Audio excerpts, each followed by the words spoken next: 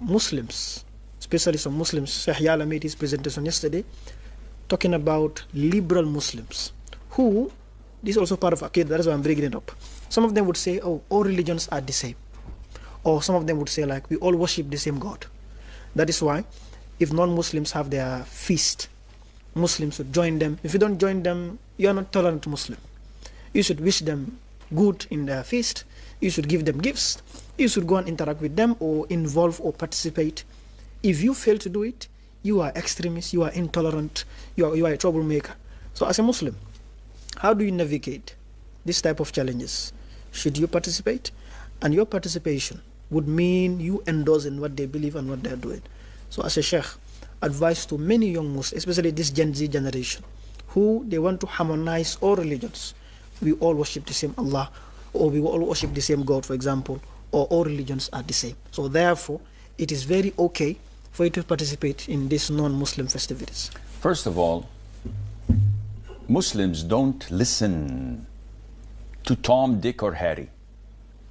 Religion is taken from scholars, from the people of knowledge. As Allah mentioned in the Quran in 2 ayahs, فَاسْأَلُوا أَهْلَ الذِّكْرِ إِن كُنْتُمْ لَا تَعْلَمُونَ. Ask the people of knowledge if you don't know. And we don't listen to such people who are ignorant, who don't know anything about Quran, anything about Sunnah. And of course they will accuse us of being fundamentalists or extremists because we don't follow their corrupt way of thinking.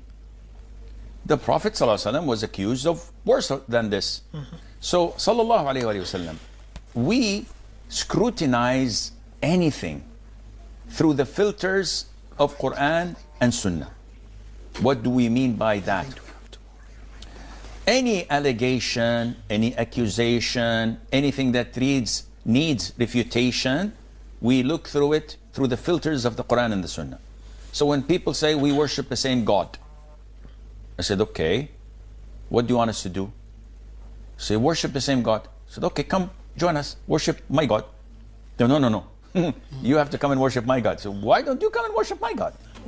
So this is the misconception number one. Number two, they say, why do you say anyone who's not a Muslim is a kafir? So what's wrong in that? So no, that's extreme. I said, okay, let's go to the Pope. I think his name is Leo, the new one, I don't know. So your Eminence, if I would say, can I go to Jannah? I'm a good person, I'm a generous person, I give in charity, I don't harm anyone. He says, my son, do you believe in Jesus Christ to be our Savior, Lord and God and Son of God? I said, nope. I said, no, you will not go to Jannah. Okay, I go to a synagogue and I meet a rabbi and I don't put anything, but I'll ask him the same question. He said, no, you're not from the sons of Israel. You can't go to Jannah. I go to the Buddhists, I go to the Hindus, I go to all sects in the world, and they will say, if you are not following our path, you're a kafir, but in their own religion, in their own language. And you will not enter Jannah. So why am I wrong? So why don't you celebrate our feasts? This is extreme. I said, well, the Prophet, is he extreme? Then they will refrain. Answer it. Said, no, he's not extreme. Alhamdulillah. Let's see what he did. When he came to Medina, sallallahu alayhi wa sallam, as Anas ibn Malik says in the hadith, the authentic hadith, he found the people of Medina celebrating a feast. So he said, what are you doing? They said, these are 2 days. We feast in them since long time ago, years ago. The Prophet said, don't.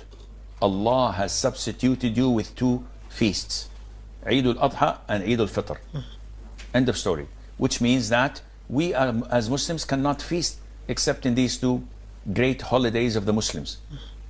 And how would it be possible to celebrate or to congratulate non-Muslims on their false celebrations? When you say to a Christian, for example, he has the right to do whatever he wants in his religion. It's none of my business. You want to celebrate Christmas? Be my guest. It's your religion. I have nothing to do with it. But don't come and shove it down my throat and say, no, you have to say to me, Merry Christmas. If I say this to you, I'm acknowledging that Jesus Christ was the Son of God, born on the 25th of December, and this is not true. So how would you expect me to endorse something that I don't believe in? Oh, you're an extremist. Subhanallah. Either I go your way or not a normal person or individual to live like normal people. So we say to these quote-unquote liberal Muslims, let's say liberal. Let's take away the Muslims because they can't be liberal and Muslims. When they come up with these thoughts and ideas, we say to them, listen, every Fajr, every Sunnah of Maghrib, every time in Witr we say, قُلْ يَا أَيُّهَا الْكَافِرُونَ. Say, oh you disbelievers, I don't worship what you worship, you don't worship what I worship. And we keep on repeating it. Which means that I have my belief to abide by. You got your beliefs, be my guest, go.